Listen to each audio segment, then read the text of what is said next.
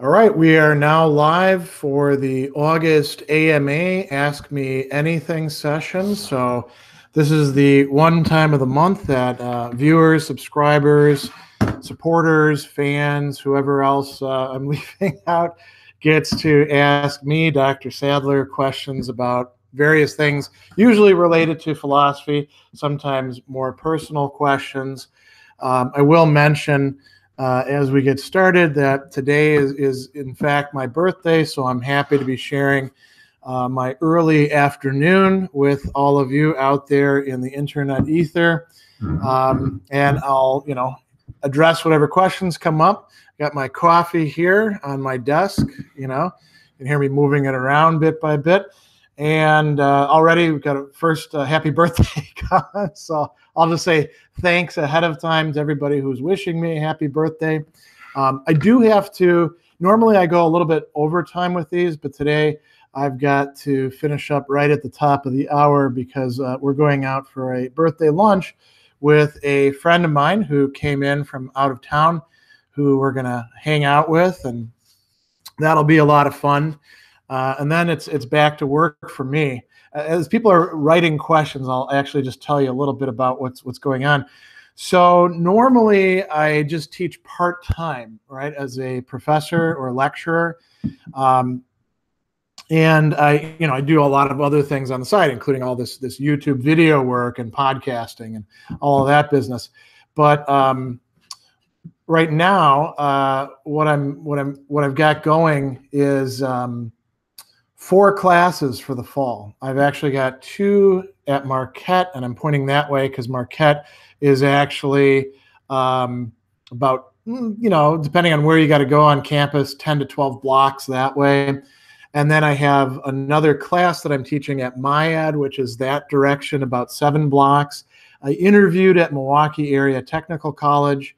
I might be teaching there in the fall. MIAD, by the way, is Milwaukee Institute of Art and Design. So it's all art and design students that I'll be teaching philosophy classes to, which is really cool.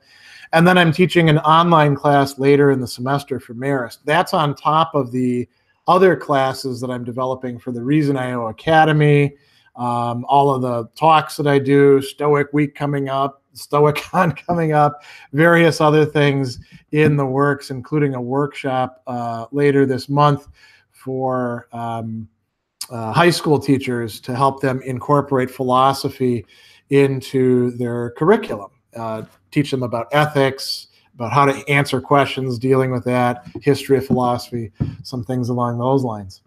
All right, so let's see if we got any questions. I don't see any yet. A lot of happy birthday messages, which are quite nice. All right, so we're starting out with questions. We've got one that starts out very, it's a kind of a loaded question. Is Deleuze a charlatan? No, he's not. He does say a lot of things that probably, had he not already been kind of a famous philosopher, probably would never have been published in his lifetime. And so he got away with a lot of things, but I don't think he's a charlatan. He is doing a interesting project. I actually like reading his history of philosophy works, and I like some of his essays about literary criticism. I don't do much with Deleuzians because they tend to be sort of drink the Kool-Aid types. Of course, they're so anti-establishment that they wind up becoming their own kind of establishment. But no, I think Deleuze is a interesting person to spend time with. Here's one from Daniel. Does Hegel's idealism mean even spontaneous actions get conceptualized? What about my muscles contracting and relaxing while walking, or the seemingly unthought motions of brushing my teeth? No, those aren't conceptualized. As a matter of fact, for Hegel, at any given time, whatever dialectic is advancing, it's usually only at one place in the world or one region, and it doesn't involve everybody. Most people, from Hegel's perspective, although their subjectivities are constituted by where they've wound up in history. So we, as living in the first world in the new millennium, are in a very different state than, say, people in the Renaissance.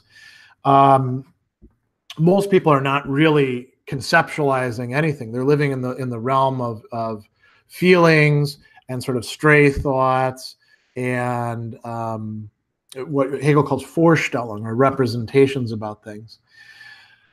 All right, Condottiero. Hey, Dr. Sadler, should you learn ancient Greek to learn Plato, Aristotle, or learn more about the history, philosophy of that area if you had to choose one or the other? I guess, if I had to choose between those two, I would say learning more about the historical background and philosophy of the era would be helpful.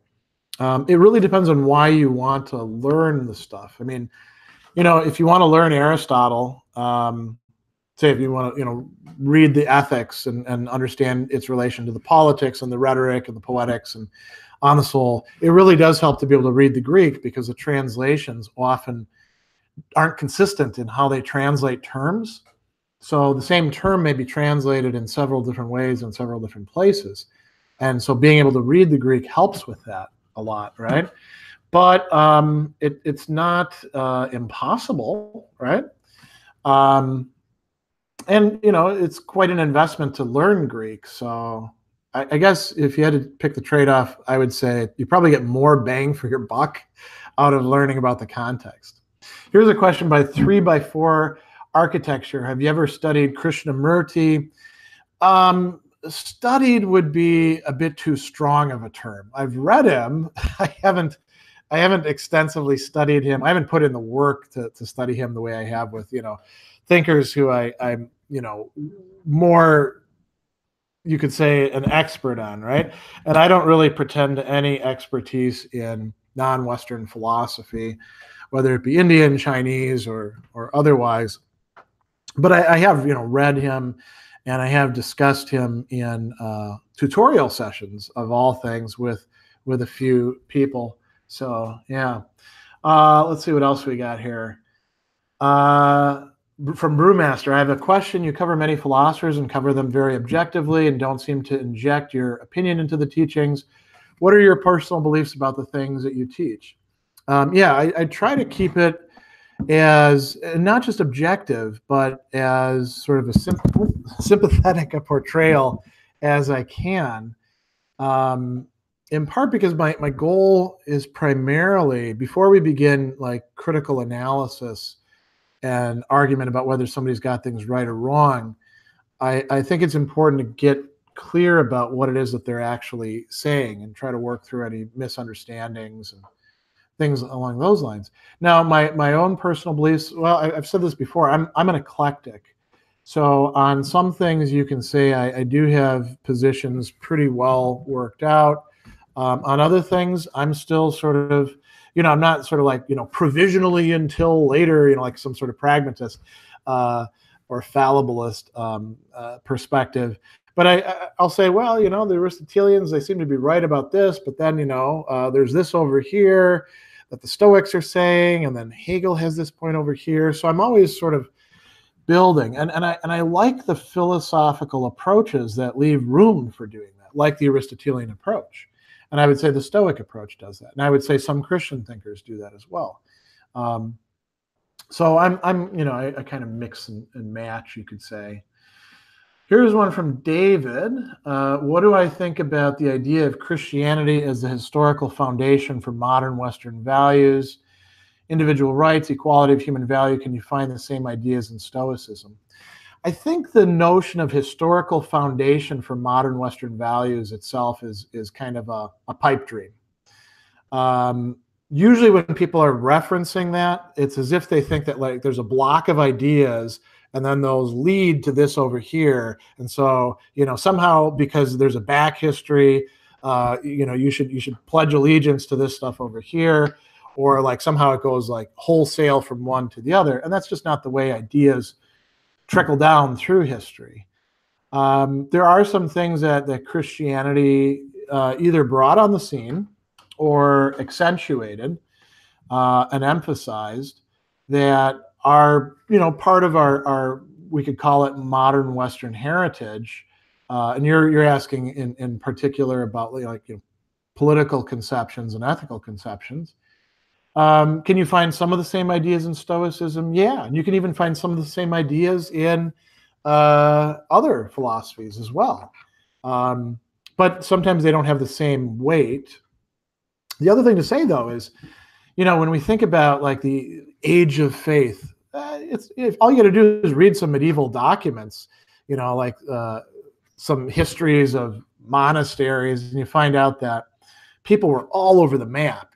People who were supposed to be nominally Christian were behaving in ways very out of accord with what it is that the scriptures or their church was teaching, and sometimes they would recognize that, sometimes they wouldn't. So it's a bit more murky and complex than that. But are there key ideas that come down to us from the Stoics or from Aristotle or from others, and then they wind up becoming central fixtures once people rework them? Yeah, and there's some coming from Christianity too. Here's a question from Stephen McFan. Not a philosophy question. What's my favorite heavy metal album? That is a very, very tough one. I have a hard time coming up with favorites for even bands. If you were to ask me when I was a young man, I would have said unquestioningly Iron Maiden. And they really are one of my favorite bands still, but they're in that class. If I had to come up with like a top 5, Judas Priest and Motorhead would be in there too. And I know that if I could say Black Sabbath and it not just be Ozzy Black Sabbath, but also include Dio and Ian Gillan and Glenn Hughes and all the other iterations of it, Tony, what was his name? Tony something or other. Then I would include Black Sabbath in there. And then who would be the 5th? That is a really tough one. Maybe Rat, or maybe Tank, or maybe Raven, or I'd have to pick. But when it comes to an album, oh man, I don't know how I would possibly pick an album. I don't know how I could do it. So, all right. Gabriel Connor, how do you view the latter part of Heidegger's work? So I would actually say that I view Heidegger's work as 3 things. You've got the early Heidegger stuff, you've got the later Heidegger stuff, and then you've got all these lectures that he gives in between. Think about the Nietzsche lectures. They take up 4 volumes, right? And those provide important, I would say, bridge points. Heidegger is tough to begin with, and later Heidegger, in some respects, I think is harder to sometimes see where he's going with things than some of the earlier stuff that's a bit more systematic. I don't really follow. I mean, there's some areas where I'm in sort of big disagreement with Heidegger from the start. So he is somebody who I find a useful dialogue partner, but some of the things that I would say start in the beginning wind up becoming accentuated later. Another way of asking this question would be, let's say Heidegger had died in 1938 or something. What would we make of his legacy then? And we could compare him to one of his contemporaries who did in fact die quite young, Max Scheler. How let's say Scheler lived another 20 years. Would he have had a Kara or Turning? I mean, he was already having something like that anyway. Sani Ayo, is the avoidance of death of vice? And he wants me to refer to Stoicism here. It's not a vice as such. Vices are things like, foolishness or injustice or, under injustice, greed or things like that. The avoidance of death. Yeah, so the Stoics, a lot of people look at the Stoics and they're like, well, the Stoics, they're A-okay with suicide. And they're not. They're actually only okay with suicide in the case of somebody who is sort of properly functioning and developed. So Cato's suicide, okay, from a Stoic perspective, but somebody just despairing and then killing themselves, that's not good. Now, the avoidance of death is what's being asked about here. Should you avoid death if you're a Stoic? Yeah, in general. You should try to keep yourself alive, not least because it allows you to keep on, enjoying goods and performing duties and going on with things. You shouldn't seek out death for its own sake. But the Stoics counsel us to be cognizant of what death really means. It's not, it's not all the things that we fear it to be. So, here's a political question or cultural question. Would I graciously give an opinion on the Alex Jones deplatforming and what the philosophers, both ancient and contemporary, might say regarding this situation? Well, I think Alex Jones is kind of a toxic person. I've actually, listened to his show a few times when I've been driving in the countryside. I'm scanning around just to do a little bit of research, and I was not impressed. And the fact that he sort of irresponsibly engages in indulging conspiracy theories and then hawks all these supplements of really dubious value seems, pretty suspect to me. Should it be deplatformed? So there's two things that we can say there. One is, if we're talking about legally, right, and this is where a lot of the debate about it has circled, these are private companies and they can do what they want. So if YouTube wants to screw me over because they suddenly decide philosophy is no good, they could do that, and there wouldn't be much legal recourse. Now, that's not the same thing as censorship by the government or anything like that. It is interesting that Twitter is taking a lot of heat for not deplatforming Alex Jones when they do deplatform or suspend many people who are doing much less. So there's also a consistency issue there too, right? And then there's the question of, well, why did they wait until this time to do it? I think a lot of the organizations that are doing it are not doing it out of any sort of moral courage, but it probably shows a certain kind of moral cowardice as well. It's sort of like with the Laura Ingraham stuff, right? You listen to, and I, years and years and years ago when she was much more reasonable and gracious towards people, I actually used to listen to her show, back when I was teaching in the prison. But that was a long time ago. And then, finding out what it's like recently, I'm not surprised that she lost sponsors. And, you ask yourself, why do they wait until the last minute? Because it's really about money for most of these sponsors and most of these platforms. It's not really ideological. It's being pushed onto them as a hot potato that they have to deal with because people are ideologically opposed to them. Then there's the moral question. What should we do about speech along the lines of Alex Jones' show, right? Or think about all of his hawking this thing and that thing and this thing and that thing. There we can start evaluating it in specifically moral terms. Are we committed to this sort of marketplace of ideas, this Millsian concept that we should let everybody spout whatever? We've never really been committed to that. But there is a certain usefulness to letting there be a lot of voices out there. I can't imagine wanting to spend time listening to that other than, doing research, but there's all sorts of things that people listen to that I think are frankly a waste of time. Now, if I was in charge of Twitter, would I deplatform him? I would, but I would do it because I'd have deplatformed so many other people for lesser stuff, and I would feel a need to be consistent about it. But I would also start looking at who else I should deplatform them.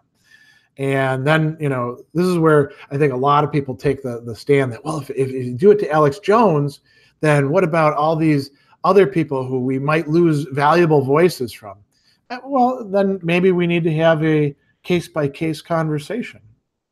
You know, I don't actually know what the solution is in that case, and I'm not going to be listened to anyway. So, William Nelson, how does Aquinas's unmoved mover argument not contradict free will? If free will to be truly free, wouldn't it have to be unmoved? Well, Thomas has an answer to this. I mean, you can read around in the Summa. Just actually do a Google search on Thomas secondary causes, and the answer to that should come up for you. He's not saying that the unmoved mover moves every single thing in every determinate circumstance. He's just saying that it gets everything going. DL, is God Emperor Trump the second coming? Well, hopefully he's not going to turn into a God Emperor in the Dune way, a giant sandworm or anything like that. I would hate to have another, millennium of Trump. Not just, I not only disagree with him on a lot of policy matters, and a lot of the Republicans in general on quite a few policy matters, but I just find the guy to be, he has a lot of vices. There's a lot of things that speak against having him as our representative. That said, are there other people who don't have those vices? I mean, are there many other people who do have those vices who are on politics on the other side? Yes, but if we're talking about Trump, he seems to concentrate them. Here we go. Here's an interesting one from. We just scrolled suddenly. Looks like there's a lot of back and forth between people. It was about chronological fashion. First from Muhammad. What do I have to read before going to Wittgenstein's Tractatus? I couldn't understand what the hell he's talking about. Well, I think a lot of the readers of Wittgenstein's Tractatus were frankly puzzled by it. And the fact that Russell allowed him to count that as his PhD dissertation is truly, amazing, and an example of academic nepotism that you should never allow to fly, right? So the Tractatus, right? I would say what would be useful to read, to prepare, to study it. I mean, it might actually be useful, and I don't usually suggest this, but in the case of Wittgenstein, reading Ray Monk's biography of Wittgenstein could actually be quite useful in that respect. So that would be a work, because it helps give you a little bit of context. I would say, another thing that would be good to take a look at would be Russell's philosophy of logical atomism. Wittgenstein isn't doing exactly the same thing as Russell was in that work, but they're all part of a similar, let's call it, family of projects. Couldn't hurt too to look at, although it's a later, somewhat later work, Ayer's Language, Truth, and Logic, to give you an idea about, what the logical positivists were talking about. That might be useful as well. All right. Noah. Should philosophy be read in a chronological fashion? So should Kant be read before Schopenhauer and Schopenhauer before Nietzsche? I would say no. You don't need to read philosophy in a chronological order, but you sooner or later want to get some sort of idea about how things are in fact related to each other, right? So you don't need to read all your way through Plato and Aristotle before reading the Stoics, for example, or reading Cicero, and his discussions of Epicureans, academics, and Stoics, and sometimes Aristotelians. But you do want to sooner or later figure out what their connections are with each other. And then you'll probably want to go back, right?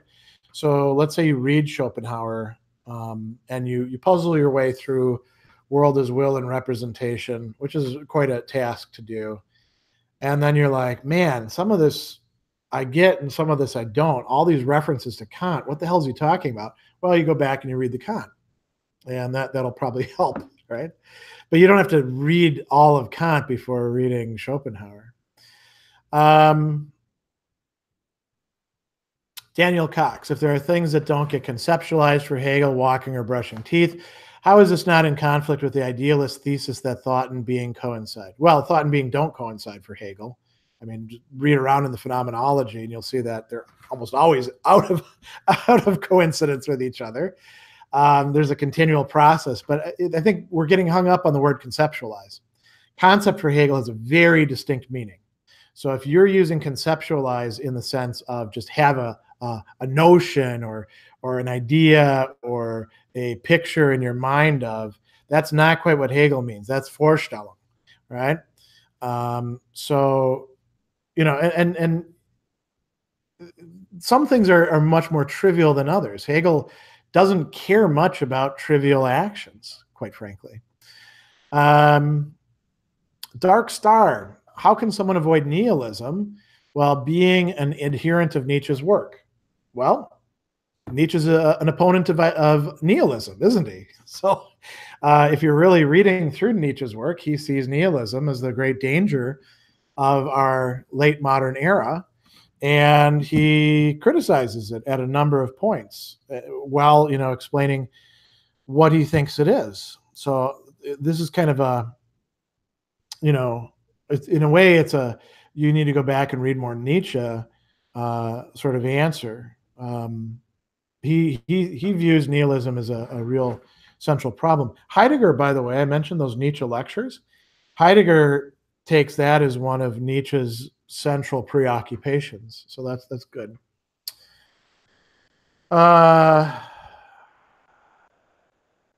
Franco, but of course Trump is the political messiah incarnate. I guess he is for some people, you know. I mean, that's the interesting thing, is seeing all these people who I thought were principled conservatives line up behind the guy and abandon their principles and abandon consistency and abandon all these other sort of standards that they seem to have endorsed to essentially belong to something that's like a cult of personality on the one hand and a let's screw over the other side mentality on the other hand. Brings out, you know, something bad in human nature. So if he's a messiah, he's a pretty weird kind of messiah. Yeah. Daniel, do you believe Jesus was literally resurrected from the dead? Yeah, actually I do. But, you know, do I know exactly what the hell that's supposed to mean? No. You know? And, you know, people have asked me about these sort of things before. I grew up Catholic, left the church, came back through studying philosophy, particularly, and some, and then through engagement and practice. And, you know, nowadays you could say that I'm somebody who doesn't struggle so much with belief, but struggles much more with actually practicing. Okay, I'm going to skip down a bit. There's some back and forth about Greek. Oh, interesting question from Bruno. Would you say Raphael's depiction of Aristotle pointing down towards the earth, you know, in the School of Athens, right, and Plato the heavens, is an accurate generalization of the two thinkers' philosophy? Thanks. No. You know why? Because Plato's world of the forms is not in the heavens. The heavens are at best a very dim image of the greater intelligibility of the world of the form. So in part, that's already off. And, you know, Aristotle himself, he should be pointing like this, because he does point at things of this sublunary realm. But he also talks about how the heavens work. There's a book called On the Heavens, right? And no, I don't work on that stuff too much, but there are some people who do. And Aristotle, like many of the other philosophers of his time, including later, you know, Neoplatonists and the Stoics, thought that the heavens had a sort of intelligible structure to them that you could work on or learn. Daniel's got another question. Are there any versions of realism you find compelling? I don't usually use words like realism because ask 10 philosophers what realism means, you get 10 different answers. It's one of those buzzwords. I guess you could say I'm a realist in that I think that there are objective moral values. Doesn't mean that when we get to the level of cases that it's always quite so clear. I think that objects exist and they're pretty much, along the lines that we experientially perceive them, even though, of course, they're made of atoms and all that kind of stuff as well.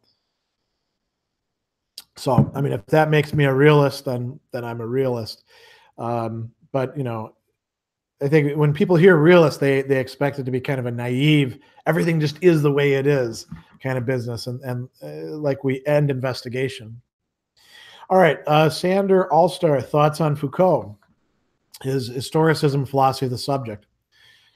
So, yeah, Foucault is sort of like Deleuze. So, I talked about that at the beginning. There's things that I like about his works, and then there's things that I don't like, and I don't like too many Foucauldians because they tend to be kind of joiners, thinking that he has the answers to everything. And when they don't have the answers, they just sort of like, say they're doing critical analysis or stuff like that, and they usually waste all of our time. Foucault had some insights that were quite good about, the nature of modernity and the disciplinary complex, and, how, in fact, power does sometimes get generated. I think there's a lot of really useful ideas that he has. And, I think his history of philosophy, like in History of Sexuality, is very, very selective. I wouldn't rely upon that. And the notion of philosophy as a way of life, that we get from Foucault, but also, more famously from Hadot, not a new idea. Many, many other people throughout the entire 20th century were talking about that sort of thing. So they weren't revolutionary in that way. But, his notion of, I'll give you one example of something that I think is quite good in Foucault. So he wants to say power is not just about domination or exploitation, right? Domination is sort of like the critical, or the past despotic, I exercise power on you, I force you to do something. Exploitation, Marxists were very good at pointing out ways in which people were being exploited. Foucault talks about a third way in which power winds up being exerted, and he calls it subjectivization. Subjectivization. I'm missing the word. In any case, the subject of power, like myself, willfully or by virtue of participating in something else, generates information about myself or relations of power that somebody else can use. So like when we participate in Facebook and we give all of our data to them, we're engaging in something that Foucault really had a good handle on. When we fill out our profiles, we're engaging in this other form of power. So I think that's good. Javier Olves, what do you think about human condition in relation with the nonsense of existence? Well, I mean, I don't think that existence itself is nonsensical as a whole, although some people do. If we think about existentialism, for example, you've got Camus saying existence is absurd, Sartre saying something rather similar. Simone de Beauvoir saying it's neither of those, it's actually ambiguous, meaning we have to figure out what we're going to make of it. Maurice Merleau-Ponty says something similar. And then Gabriel Marcel saying, no, it's actually mysterious. There's a possibility of meaning there, but we really have to work at it. And I think Lev Shestov is saying something quite similar as well. So I don't think that existence is by itself nonsense, but there is a lot of nonsense we have to deal with. And sometimes when we say nonsense, we mean stuff we really can't understand. And sometimes we're using nonsense as sort of as a synonym for random bullshit that we have to endure because people are stupid or out to get us, or we're caught up in some sort of system. And the human condition, sooner or later, we have to realize that as social creatures, we're always going to have to deal with quite a bit of other people having dictated things ahead of time, and we don't really like it. So how do we adapt ourselves to that? How do we make sense of that for ourselves? That's a big question for us to address and face up to.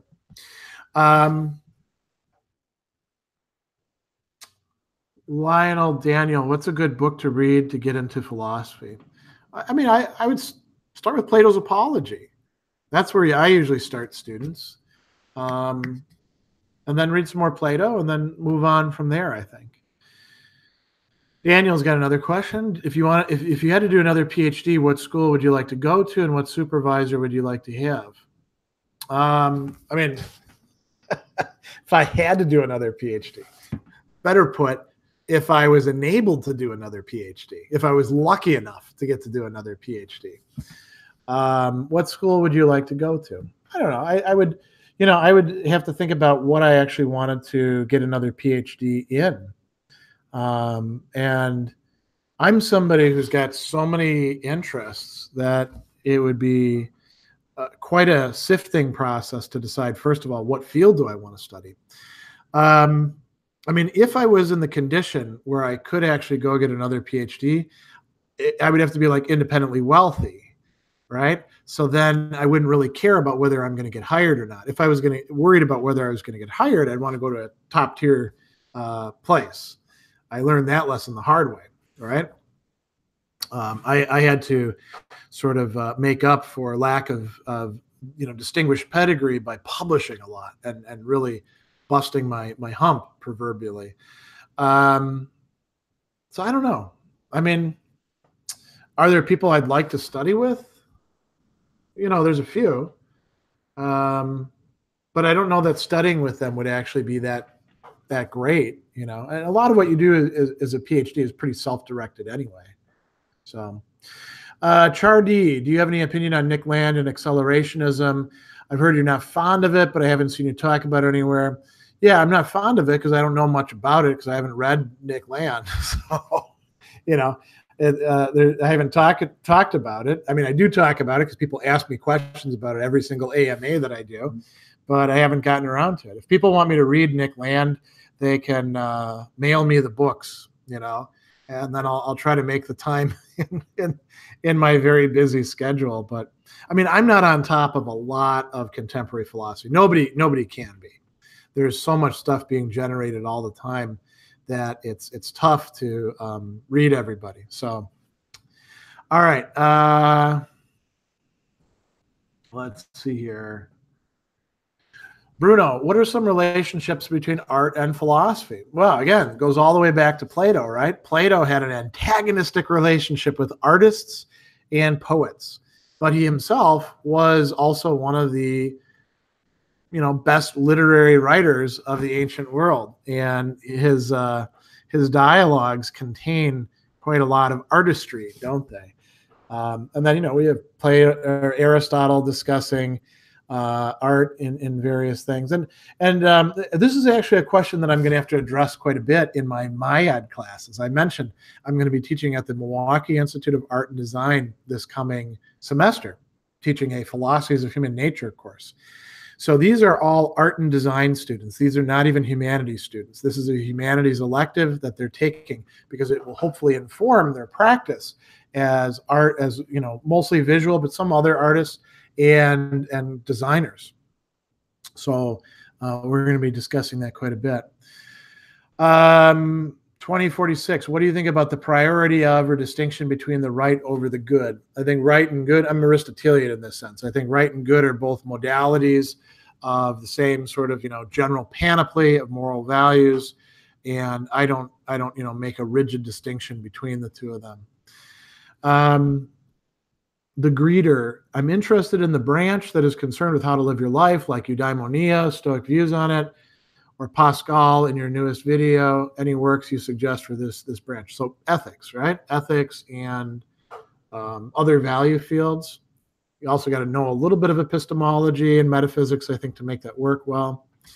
Start with ancient philosophy, reading some Plato. You're going to get a lot of that in there. Some Aristotle, Nick and McCann ethics, politics, rhetoric. Read the Stoics. Read the Epicureans, what we have of them. Read Cicero. A lot of discussion of that in Cicero. and then see where you can go from there, and that'll keep you pretty busy for a while. Sani, what's your views of the concept of you being the universe, Alan Wattism, and other Buddhist pantheism? I'm not a pantheist, but even if I was, I wouldn't think that I'm the whole universe. I would think that I'm just a part of the whole of the universe in that case, right? Franco, your critique on the infallible Dr. Jordan Peterson, positives or negatives? Again, another person I get asked about all the time. And my sort of standard take is that Peterson really happened to be in the right place at the right time and said things that a lot of people wanted to hear. But I don't think that, I think his work, I've looked around in Maps of Meaning. I was not impressed with it. Haven't read the new book. I just haven't gotten to it yet. I think that he's become a prisoner of his own success in ways that are going to hold him back. But a lot of people are, like that sort of thing. So,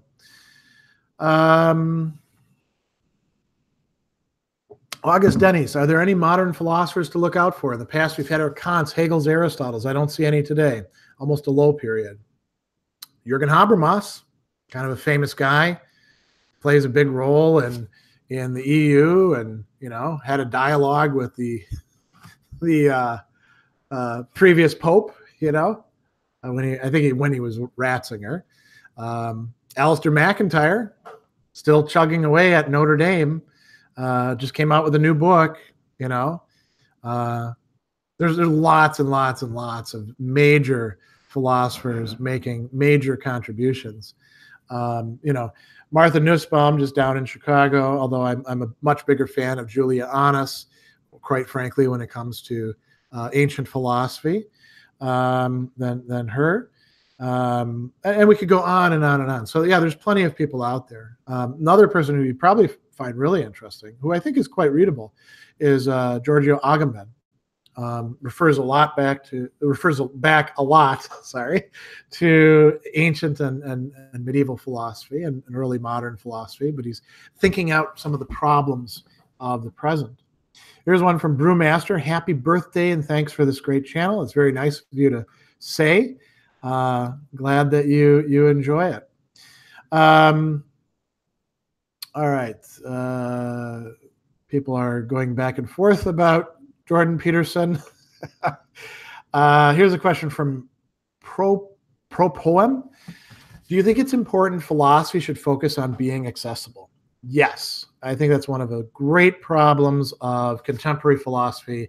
And I think it's been a major issue for philosophy for the last 70, 80 years. As a matter of fact, there was a kind of elitism that really screwed us over in philosophy, where people would say, philosophy is not really good for anything. You don't want to get involved in this sort of thing. It's sort of like, a lot of followers of Wittgenstein were like that. They try to present philosophy as this abstruse thing that couldn't possibly have any rigorous relation to life. Thank God there were other people who weren't buying into that at the time. But that, then when people are like, well, why should we pay for this? Why should philosophy departments exist? They didn't have much of an answer other than, critical thinking, But you got to be able to demonstrate what critical thinking is and that you're actually promoting it in your students. So yeah, focusing on being accessible, very, very important. If we want, I'm not saying water things down or, get rid of any rigor, let alone, subject it to like a vote or something like that.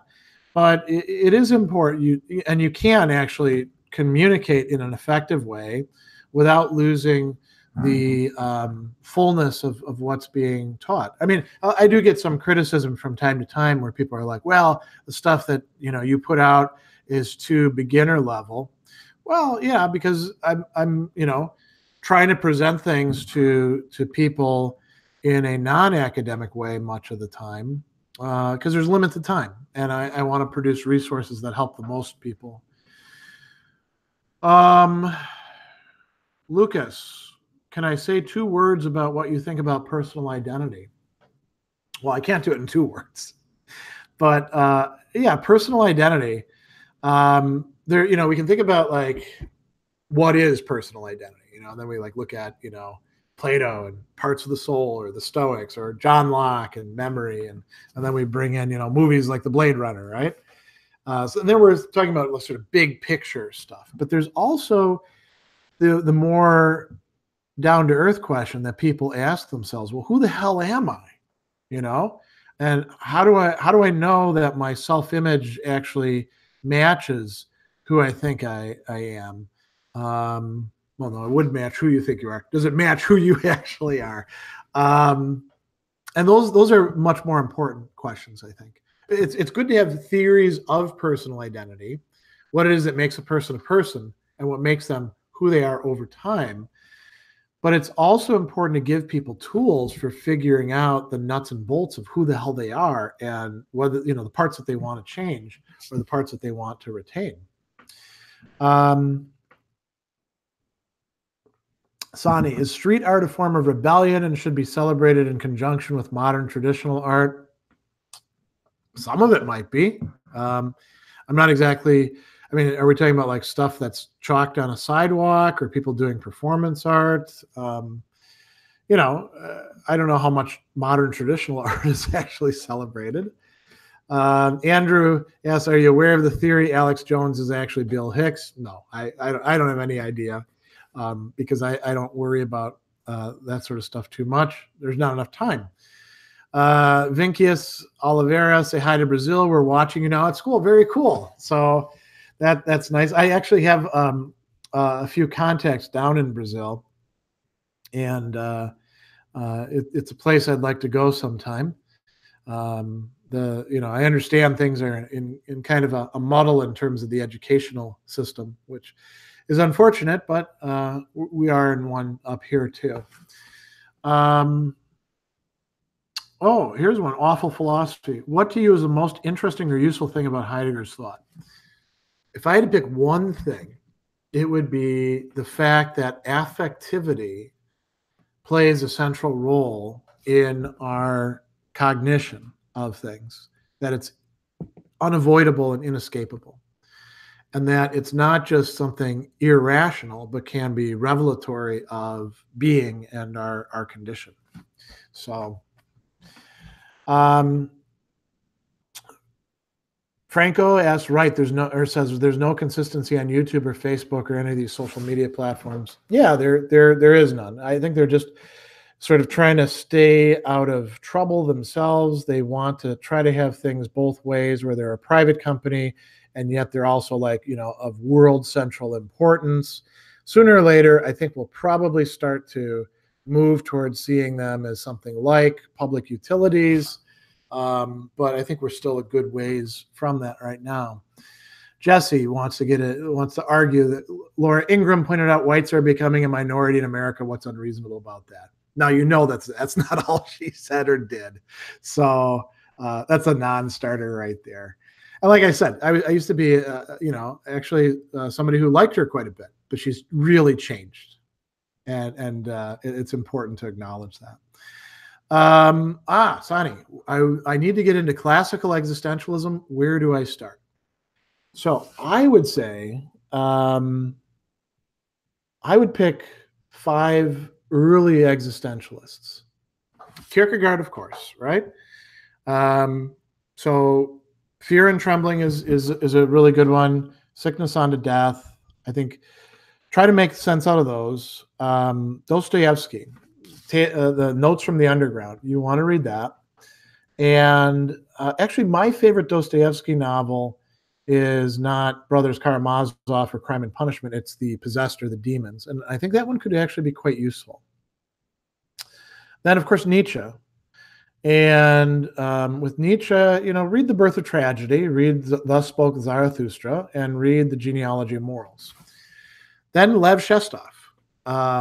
Lev Shestov is one of the earliest people, besides Georg Brandes, to recognize the connections between these people that we're going to call existentialists. And Shestov has a very early book on Nietzsche and Dostoevsky, which you can find.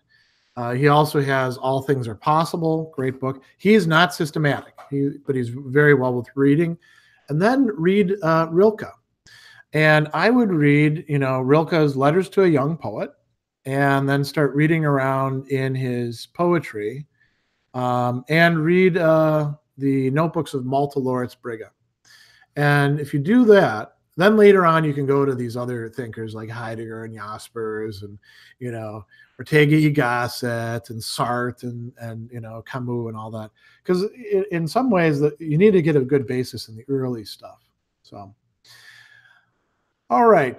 Pullman writes, mass media has never been the friend of reason. That's quite true. Dark Star, what are the philosophical arguments against the free speech absolutist position? I don't know what the free speech absolutist position actually is. Maybe that all speech ought to be protected as free speech or something like that. And what would be the philosophical arguments? Well, some speech clearly is just aimed at deception.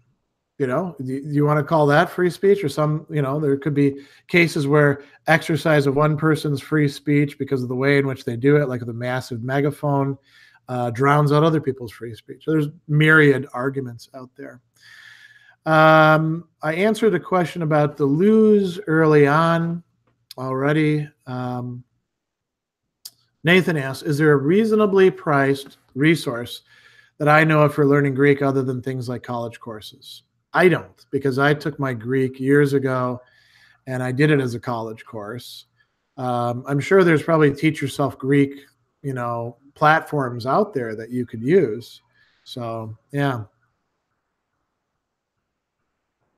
All right. Franco, methinks the cynics of ancient Greece would support Alex Jones, although with a bad taste in their mouth. I don't think they'd support him. I think they'd look at him and be like, wow, all of you are crazy, but this guy's really crazy. I don't think there's anything about Alex Jones that the early cynics, I mean, if we actually think about, what they in fact conceived of their role as, I don't think there's anything that they would find particularly attractive about him. Of course, they wouldn't find much attractive about other stuff. Oh boy, here's a number of other things. So I'm not going to be able to get to all the questions. It looks like, but I'm going to try to get to as many as I can in the 8 minutes remaining, because I do have to end on time today. All right, so let's see what we got here. Pedro, when developing a relationship, how do you deal with what comes off as inconsistencies between your values and the other person's values in regard to commitment without absolutely obliterating it? So what we're talking about here is less inconsistencies and more conflicts, right? Between your values and the other person's values about what commitment means. I'd say that part of it is you have to be able to talk about it. That's tough. And sometimes people can be deceptive about that, especially at the beginning of relationships when they want to get into a relationship, right? They may tell you things that aren't quite true. And then now inconsistency is a good term there, because you look at their behavior and you say, you're not really behaving like a person who's committed, even though you give lip service to commitment. I think in cases like that, one thing is any relationship,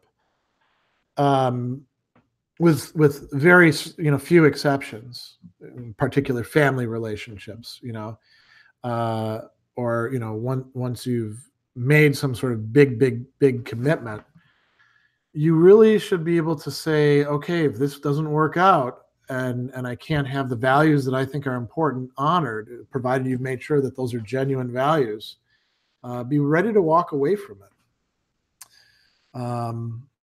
And then, communicate with the person, communicate what it is that you're looking for. I'm going to skip down a bit. Some of these are kind of repetitions of other ones. All right, Gabriel, I know you're an Anselm specialist. Who are other theologians from any era who you're also interested in besides Augustine and Aquinas? I mean, it depends on what you call a theologian. John Cassian, definitely, right? Monastic theologian. He's somebody who Anselm read. Clement of Alexandria, I'm a big fan of his. Who else? A lot of the people that I particularly pay attention to are philosophers rather than theologians, like Justin Martyr or Lactantius. So, Boethius is a philosopher too, although, I mean, you could call him a theologian in a sense. Yeah, there aren't a hell of a lot of theologians that I really spend time reading.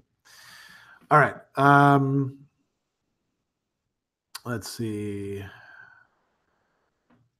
Let me skip down a bit. A lot of these are not things I can knock out fairly quickly. Well, here's one I can answer quickly. Will I do some videos on the question concerning technology by Heidegger? I already did a while back. You can find them in my existentialism playlist, or look in the Kierkegaard playlist as well. Here's another interesting one. Fruiting Body reviews. Do you think colonialism or imperialism is something humans would always actuate given enough time, or was it more of a perfect storm? I suspect that, so the big question, right? Is this something sort of inherent in human nature? Yes, unless we learn lessons and we make sure that those lessons are actually, they remain learned, which means teaching them generation after generation after generation. And we do a pretty crap job of that. I mean, the fact that we're still, we're confronting a really wild political situation right now in terms of, where human beings are going. We've managed to start screwing up the planet pretty severely. There's no political will to change that.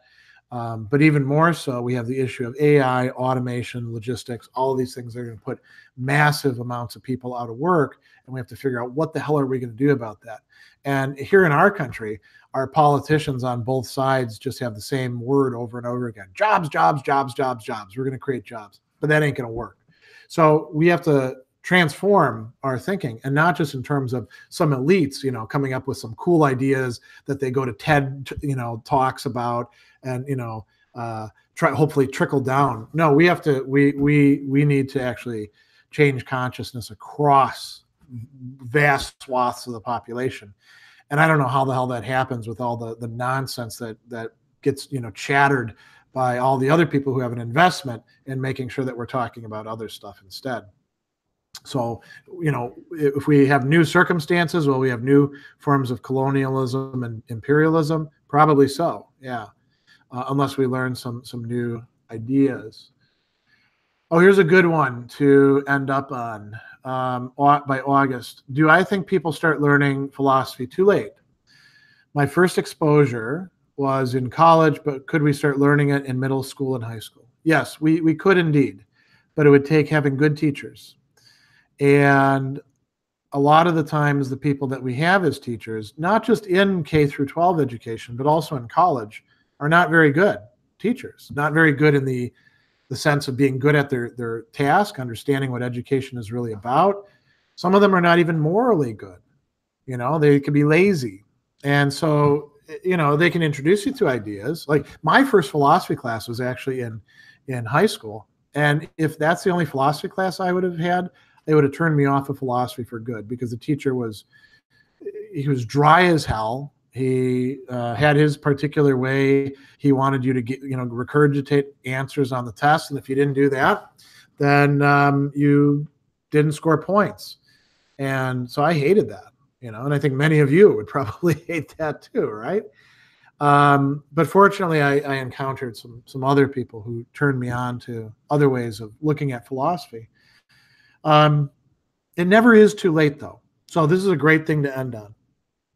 You can be in your 40s and encountering philosophy for the first time, and you may say, oh man, I wish I would have read this when I was younger. I wish I would have encountered this in school. And that's true. There, things could have been different, and that would have been good for you to have had those opportunities. But you have the opportunity now. We live in a time when we have amazing resources available. You can get almost, the whole history of philosophy, if not completely free, very cheap compared to any other time in history. You can access it over the internet. There are so many resources out there to help people study and understand philosophy. There's so many chances to be involved with other people who are interested in the sorts of things that you're interested in, largely because of this thing that we call the internet, which has permeated our entire existence. So it's never too late to start studying philosophy. The other thing is, you'll never get to the end of it. You'll never master it. It's not possible to read everybody, let alone understand everybody, let alone master their works. But that's not the criteria. The criteria is what you're getting out of it, and whether you're finding some fulfillment in learning interesting ideas, and then perhaps even being able to apply them to your own life or your relationships, or thinking back over your own experience, or your culture and your society and your political situation. So that's a great thing to end on. Thanks to everybody for showing up. And I'm sorry I didn't get to all the questions. Normally, like I said, I would go overtime, but I have a lunch appointment for my birthday with somebody who came in from out of town. So have a great rest of the weekend. And I'm going to end this here.